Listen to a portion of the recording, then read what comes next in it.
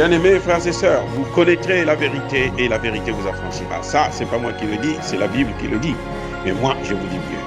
Vous connaîtrez la vérité historique, notamment celle de vos ancêtres kémites, et vous aurez une vision globale de ce que c'est que la vraie souveraineté politique. J'ajoute, vous reviendrez à la spiritualité africaine ancestrale et vous comprendrez les enjeux de l'indépendance économique. Et pour terminer, vous accepterez votre identité culturelle kémite et vous obtiendrez deux choses. La première, c'est la paix. La seconde, c'est le développement, à une condition.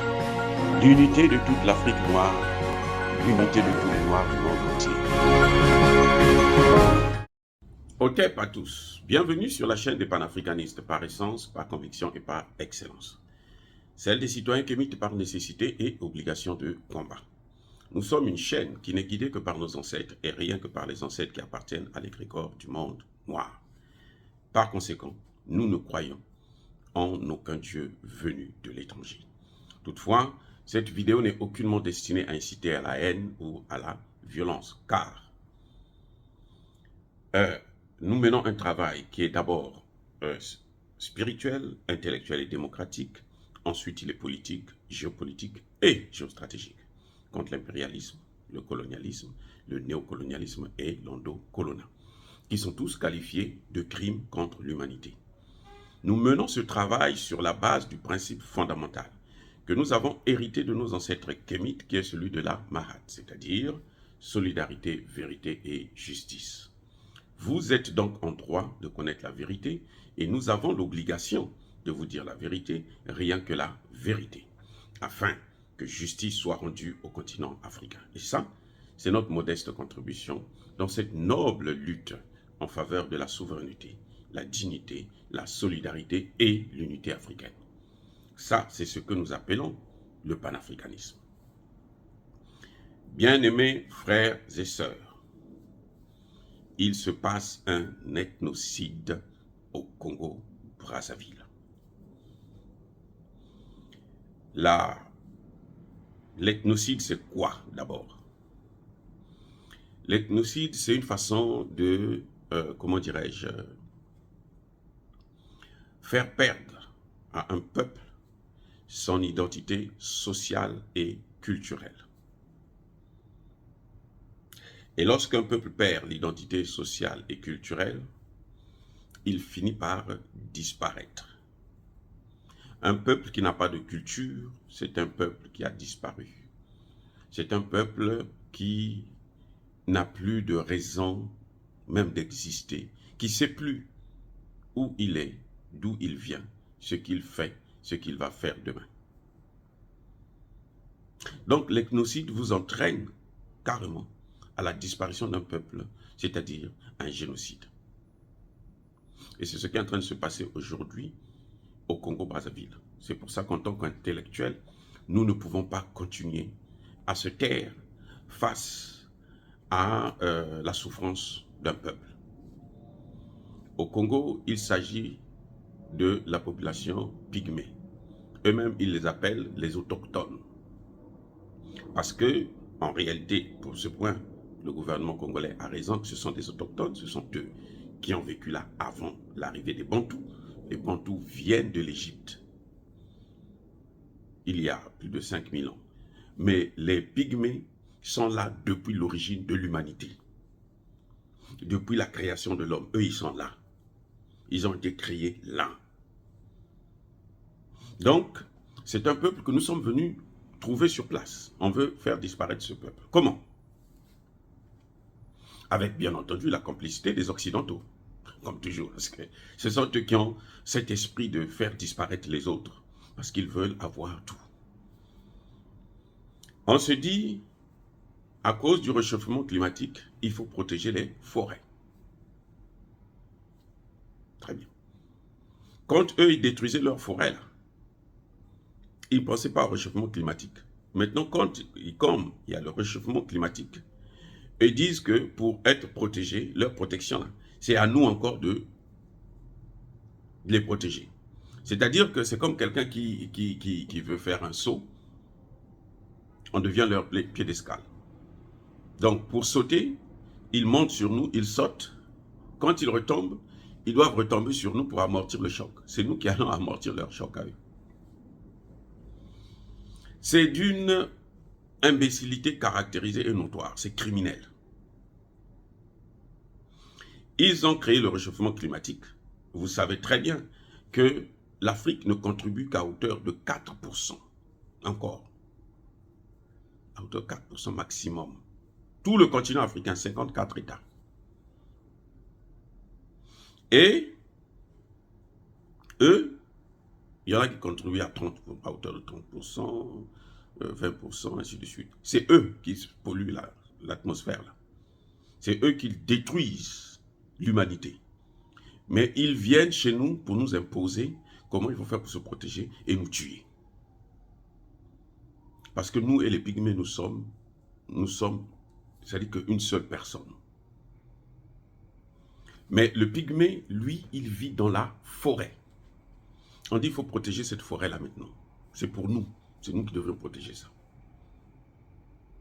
Et on impose au gouvernement congolais. On dit, si vous voulez des prêts, là, puisque ce sont des mendiants, ils ne vivent que de la mendicité.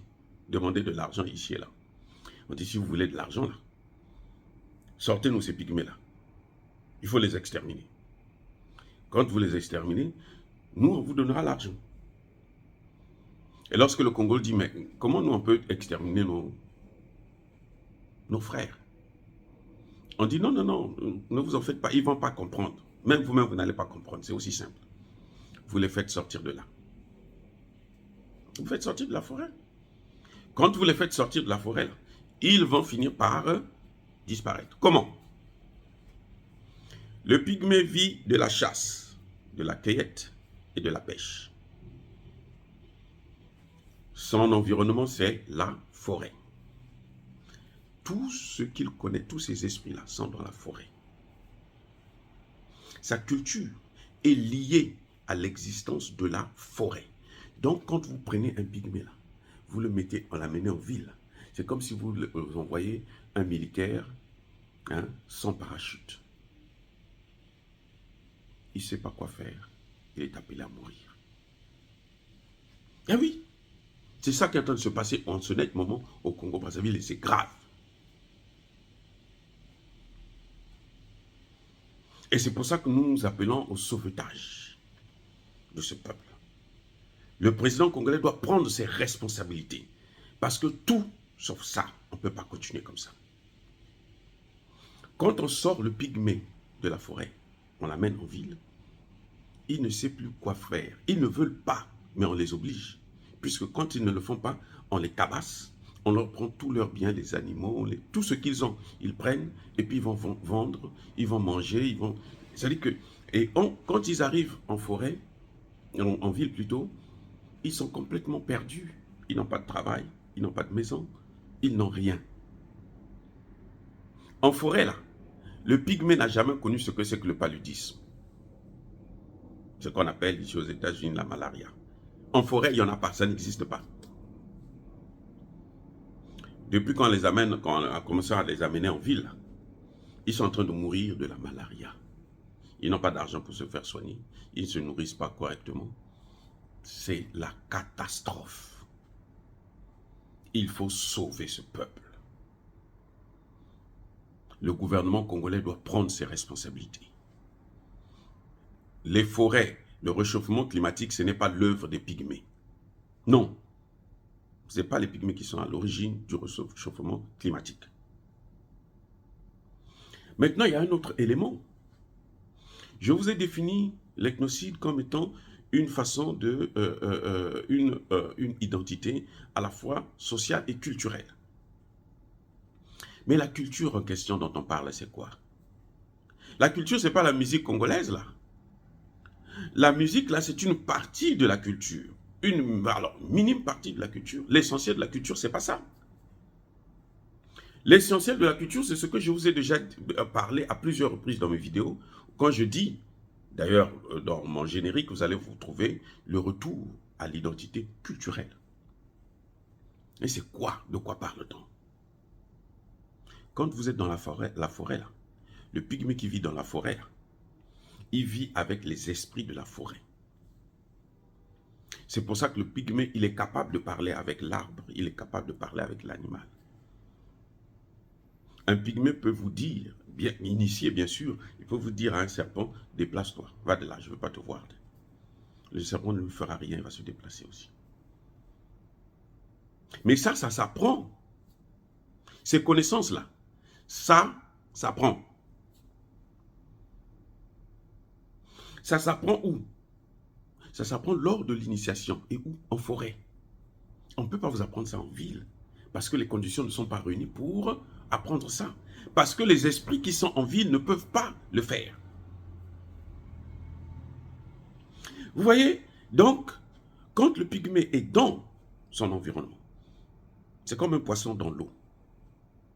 Il est chez lui. Il sait ce qu'il faut faire. Il sait comment se protéger. Ça ne veut pas dire qu'il ne meurt pas, non. Il meurt aussi. Mais il ne meurt pas autant qu'on est en train de le constater maintenant. Donc, ce qu'ils sont en train de faire, ils sont en train de casser la chaîne de transmission du savoir, de la connaissance ancestrale. Ah, je reprends. Le gouvernement congolais est en train de casser la chaîne de transmission de la connaissance de notre culture identitaire. Nous sommes aujourd'hui, pour la majorité des populations bantoues, soit chrétiens, soit musulmans, soit hindous, soit ceci, soit cela. Tout cela, le professeur Omotunde a passé tout son temps, toute sa vie, à vous démontrer que ce n'est pas notre culture, mais ça a été, à l'origine, c'était notre culture qu'ils ont modifié, qu'ils ont fait ceci, qu'ils ont fait cela. Ce qui nous reste comme étant notre propre culture, c'est celle que les pygmées détiennent. C'est pour ça que lorsque vous allez dans des pays comme le Congo, le Gabon, le Cameroun, Centrafrique, Congo démocratique et autres, si vous voulez trouver un bon marabout, un bon féticheur, vous allez chez les pygmées. Eh oui. Mais ils ne peuvent pas faire leur travail s'ils sont en ville. C'est quand ils sont en forêt. Parce que les esprits qui travaillent avec eux, ce sont les esprits de la forêt, ce sont des esprits qui vivent en forêt. Et ce n'est pas aujourd'hui que ça a commencé, c'est depuis l'origine. Donc, en quelque sorte, le fait de casser cette culture, non seulement on perd une connaissance, nos connaissances ancestrales, et aujourd'hui on voit, nous voyons les conséquences de la perte de l'identité culturelle. Nous subissons ça. C'est pour ça que les Occidentaux prennent le dessus sur nous. C'est ça d'abord. Notre identité culturelle qui a disparu. Le peu qui restait, c'est ce que les pygmées ont. Et nous ne voulons pas, la majorité des Africains, bantous, les non-autochtones, ils disent, eux, ils trouvent qu'il faut suivre la culture occidentale. C'est pour ça qu'on est perdu. Eh oui. Donc les pygmées seront obligés d'aller dans des églises pour ceux qui vont survivre. Parce qu'ils sont en voie de disparition. Le fait de les enlever de leur milieu à eux, ils sont en voie de disparition. Et croyez-moi, je le répète encore, ce n'est pas les pygmées qui sont à l'origine du réchauffement climatique. Ce n'est pas les pygmées qui sont à l'origine de la déforestation. Non, eux, ce sont des gens qui protègent les forêts. Quand un pygmée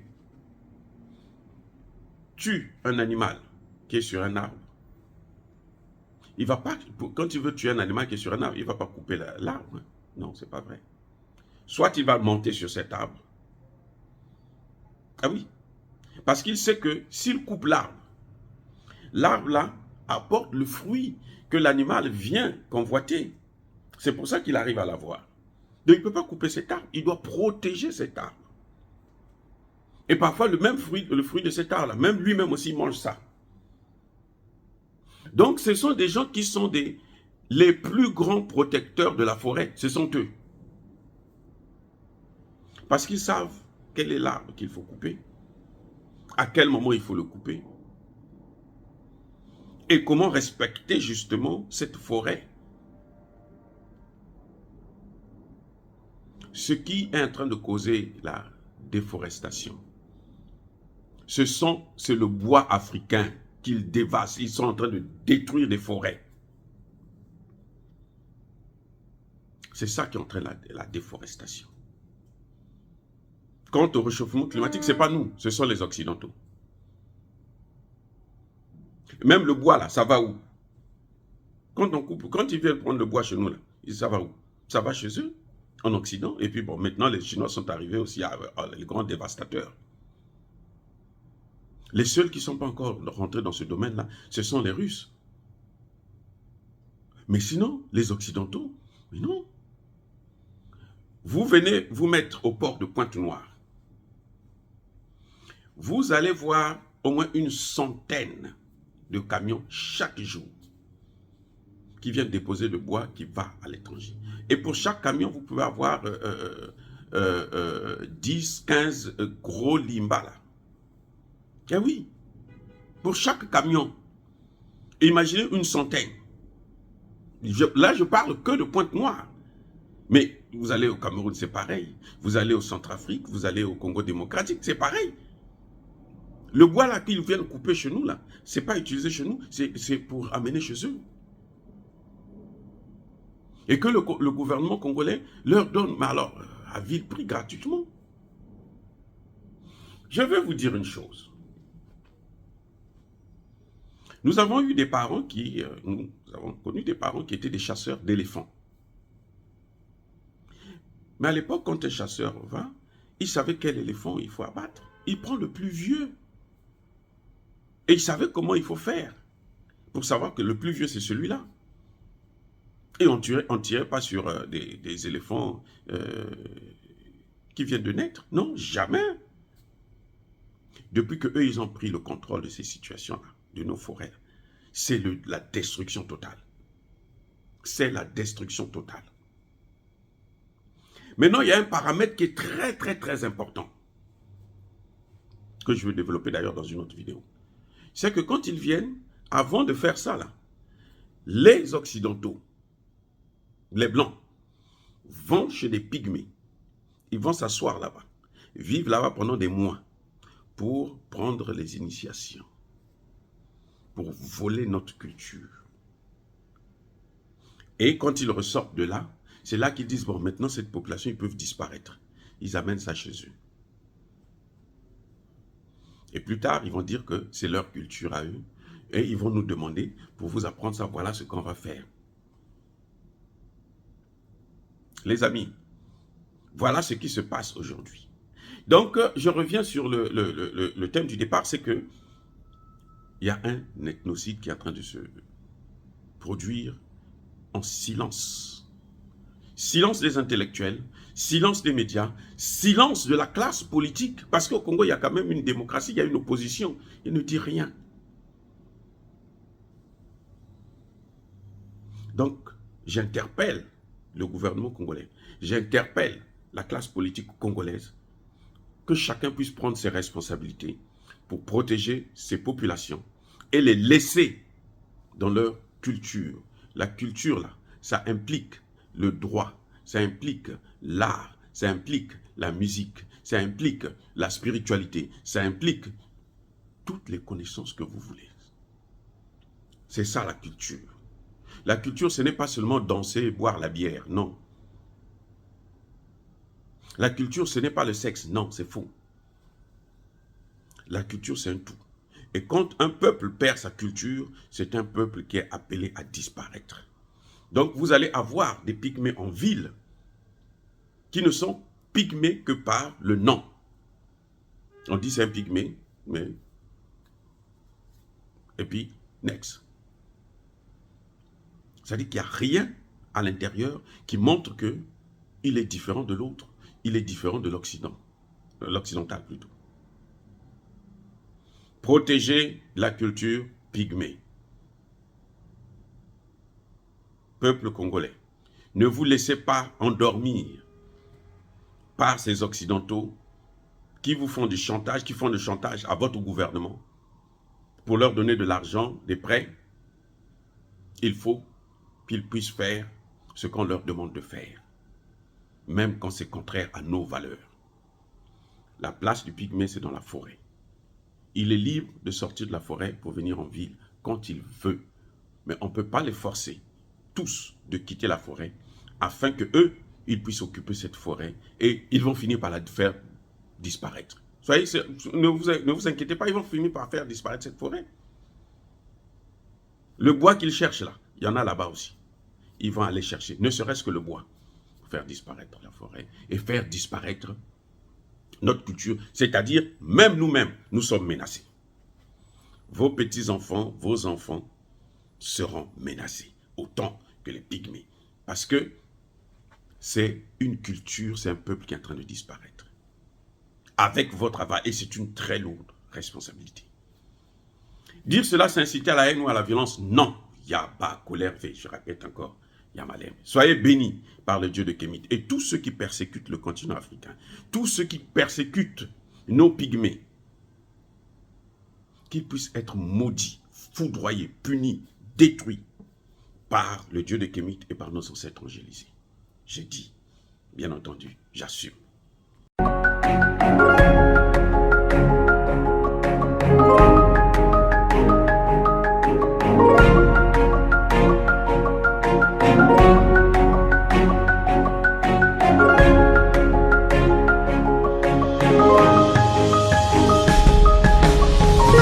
Eux, ils marchent par la foi et non par la vue.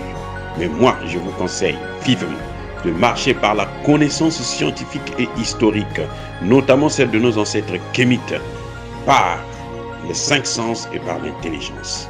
À vous, à Pierre.